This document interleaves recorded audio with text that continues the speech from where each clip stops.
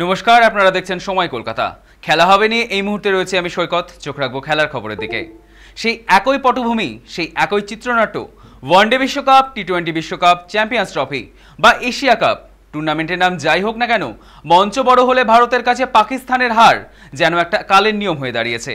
চলতি বছরে এশিয়া কাপেও তার অন্যথা হয়নি। রবিবার দুবাই আন্তর্জাতিক স্টেডিয়ামে এশিয়া কাপে পাকিস্তানকে 7 উইকেটে হারালো ভারত।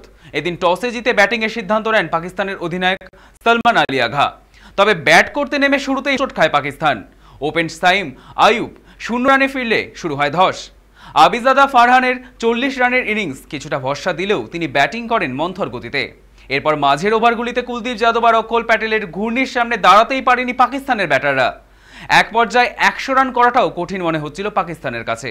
শেষের দিকে শাহিন শাহ আফ্রিদির ঝোড়ো 16 বলে 33 রানের ইনিংস খেলে পাকিস্তানকে কোনো মতে 127 রানে পৌঁছে দেন।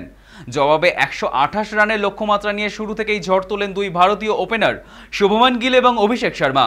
কিন্তু সাইম আইয়ুবের বুদ্ধিদীপ্ত বোলিংয়ে স্ট্যাম্প আউট হন শুভমান। মাত্র 10 রান করেন ভারতের সহ অধিনায়ক। তবে শুভমান বেশিক্ষণ দাঁড়াতে না পারলেও অভিষেক রণংদেহী মূর্তি ধারণ করেন। তবে তিনিও ইনিংসে দীর্ঘায়িত ব্যাট করতে ব্যর্থ। 13 বলে 31 রানে শেষ হয় অভিষেকের সংক্ষিপ্ত ঝোড়ো ইনিংস। ব্যাট হাতে 0 রানে ফিরলেও পাওয়ার প্লে দুই ভারতীয় ওপেনারকে ফেরান আইয়ুব। তবে অভিষেক ফিরতেই ধৈর্যশীল ব্যাটিং করেন তিলক বর্মা ও ভারতীয় অধিনায়ক সূর্যকুমার যাদব। তৃতীয় উইকেটে 56 রান যোগ করেন তিলক এবং সূর্যকুমার। 31 রানে আউট হন তিলক। ততক্ষণে জয়ের দিকে অনেকটাই এগিয়ে যায় মেন ইন ব্লু। এরপর তিলক ফিরলেও birthday boy captain Suryakumar Yadav ক্রিজে থাকেন। শিবম দুবের সঙ্গে আরও এক পার্টনারশিপ করেন। পরবর্তীতে ওভার বাউন্ডারি হাঁকিয়ে ম্যাচ ফিনিশ করেন স্কাই। মাত্র 15.5 ওভারের মধ্যেই 7 উইকেটের বিশাল ব্যবধানে জয় পায়। এই ম্যাচ জয়ের ফলে সুপার 4-এও নিশ্চিত করল মেন ইন ব্লু।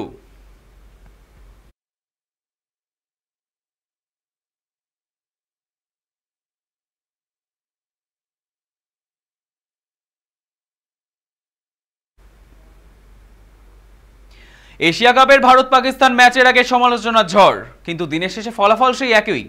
ভারতের কাছে লজ্জার হার পাকিস্তানের।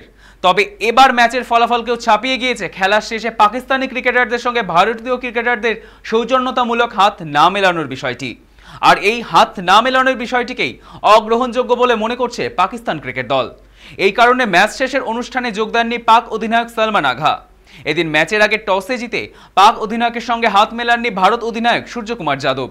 এবং ম্যাচ শেষেও তিনি বা ভারতের দলের কোনো ক্রিকেটারই হাত মেলাননি পাকিস্তানি ক্রিকেটারদের সঙ্গে। 6 মেরে ম্যাচ শেষ করে ছিলেন স্কাই এবং সেই শট মেরেই গটগটিয়ে মাঠ ছাড়েন। কোনো পাক ক্রিকেটারদের ধারের কাছেও যেতে দেখা যায়নি ভারত অধিনায়ককে। পরবর্তীতে পাকিস্তানি ক্রিকেটাররা যখন হাত মেলানোর জন্য ভারতীয় ড্রেসিং রুমের দিকে যা তাকাচ্ছিলেন, সেই সময় সপাটে বন্ধ করে দেওয়া হয় ভারতীয় ড্রেসিং রুমের দরজা। যা নিয়ে রীতিমতো ক্ষোভ প্রকাশ করতে দেখা যায় পাক অধিনায়ক সহ পাকিস্তানি ক্রিকেটারদের। যদিও ম্যাচ শেষে এই জয় ভারতীয় সেনাকে উৎসর্গ করেন সূর্য। পেহেলগাঁয়ে হামলায় নিহতদের পরিবারের পাশে থাকার বার্তা দেন ভারত অধিনায়ক। বলেন, কয়েকটা কথা বলতে চাই, এর থেকে ভালো সুযোগ হয়তো পাবো না। পেহেলগাঁয়ে জঙ্গি হামলায় নিহতদের পরিবারের পাশে আমরা রয়েছি, আমরা সমবেদনা জানাই। এই জয় আমরা ভারতীয় সেনাবাহিনীকেও উৎসর্গ করছি। প্রসঙ্গত, চলতি বছরের এপ্রিলে জম্মু কাশ্মীরের পেহেলগাঁওতে ভয়াবহ জঙ্গি হামলায় প্রাণ হারান 26 জন নিরীহ সাধারণ মানুষ। এরপরেই ভারত পাকিস্তান যুদ্ধে জড়িয়ে পড়ে। এরপর থেকেই এশিয়া কাপে দুদল মুখোমুখি হবে কিনা তা নিয়ে তৈরি হয় অনিশ্চয়তা। এমনকি ভারতের ম্যাচ বর্জনের দাবিও ওঠে। শেষ পর্যন্ত ভারত সরকার আনুষ্ঠানিক নীতি জানায় দ্বিপাক্ষিক সিরিজ খেলবে না, তবে বহুপাক্ষিক টুর্নামেন্টে অংশ নেবে টিম ইন্ডিয়া। সেই নীতির ওপর ভর করেই এদিনের ম্যাচটি অনুষ্ঠিত হয়।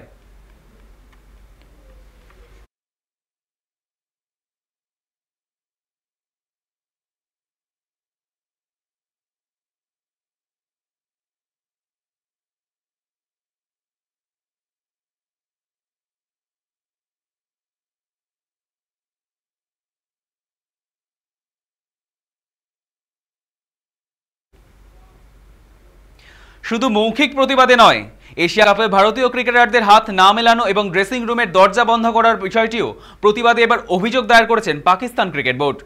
সরকারিভাবে পাকিস্তান ক্রিকেট বোর্ড এই বিষয়ে কিছু না জানালেও এক সর্বভারতীয় সংবাদ মাধ্যমের তরফে এই দাবি করা হয়েছে। তারা জানিয়েছেন, হোয়াটসঅ্যাপে এই খবর নিশ্চিত করেছে Pakistan cricket board. Pakistan cricket দলের ম্যানেজার নাভিদ আকরাম চিমা সরকারিভাবে ভারতীয় ক্রিকেট দলের বিরুদ্ধে অভিযোগ দায়ের করেছেন বলেই উল্লেখ করা হয়েছে সেখানে। পাকিস্তান বোর্ডের তরফে অভিযোগ করা হয়েছে, ভারত যাতে যা করেছে তা খেলোয়াড় সুলভ আচরণ নয়। এই ঘটনা ভালোভাবে নিচ্ছে না পাক বোর্ড।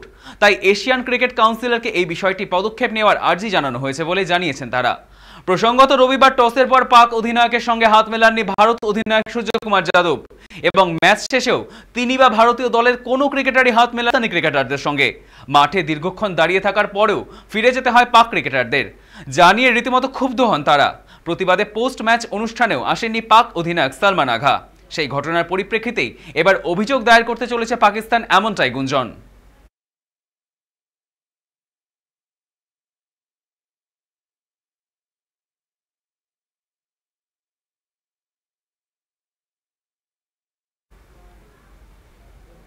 প্রথম ভারতীয় হিসাবে অ্যাথলেটিক্সের বিশ্ব চ্যাম্পিয়নশিপে ইতিহাসের সর্বেশ কুশের। রবিবার হাই জাম্পের ফাইনালে পৌঁছন তিনি। এর আগে কোনো অ্যাথলেটিক্স এই সাফল্য অর্জন করতে পারেনি। এবার সেই রেকর্ড ভেঙে দিয়ে নজির গড়লেন সর্বেশ। উল্লেখ্য, এই ইভেন্টের ফাইনালে উঠতে পারেননি টোকিও অলিম্পিকের সোনাজয়ী হাই জাম্পার জিয়ান মার্কো তাম্বেরি। রবিবার হিটের দ্বিতীয় চেষ্টায় 2.25 মিটার লাফান সর্বেশ।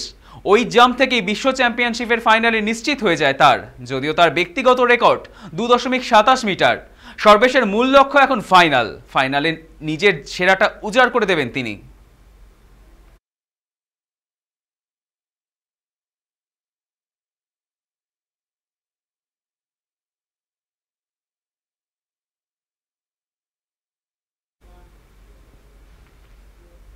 লা লিগায় মৌসুমের প্রথম হোম ম্যাচে বড় জয় পেল বার্সেলোনা। ভ্যালেন্সিয়াকে 6-0 গোলে উড়িয়ে দিল কাতালানরা। আন্তর্জাতিক বিরতির পর নিজেদের ম্যাচে মূল একাদশের কয়েকজন বেঞ্চে রেখেছিলেন বার্সা কোচ হ্যান্সি ফ্লিক। যদিও তাতে বার্সেলোনার খেলায় খুব বেশি প্রভাব পড়েনি। এদিন ম্যাচের প্রথমার্ধ থেকেই দাপট দেখায় বার্সেলোনা। 29 মিনিটে চমৎকার ফিনিশিংয়ে গোল করেন ফার্মিন লোপেস। দ্বিতীয়ার্ধে বার্সেলোনার আরও অপ্রতিরোধ্য হয়ে ওঠে। মাত্র 4 মিনিটের ব্যবধানেই তারা আরও দুটি গোল দুটি করে বদলি খেলোয়াড় রাফিসিয়া এবং ফেরমিন লোপেসের দ্বিতীয় গোলটি ছিল 25 গজ দূর থেকে নেওয়া একটি অসাধারণ শট। এরপর রাফিনিয়া নিজেদের দ্বিতীয় গোলটি করেন 66 মিনিটে। আর বদলি হিসাবে নামার পর লেভানডস্কি একাই করেন দুটি গোল। গোটা ম্যাচে 72% বল দখলে রাখে বার্সা। মোট 24টি শট নিয়ে 10টি লক্ষ্যে রাখে হ্যান্সি ফ্লিকের দল। অপরদিকে ভ্যালেন্সিয়া গোলে শট নিয়েছেন মাত্র দুটি, যার একটি ছিল লক্ষ্যে। এই ফলে 10 পয়েন্ট নিয়ে টেবিলের দ্বিতীয় স্থানে উঠে এলো বার্সেলোনা। শীর্ষে থাকা চিরপ্রতিদ্বন্দ্বী রয়্যাল মাদ্রিদের মাত্র 1 পয়েন্টে পিছিয়ে ছিল তারা।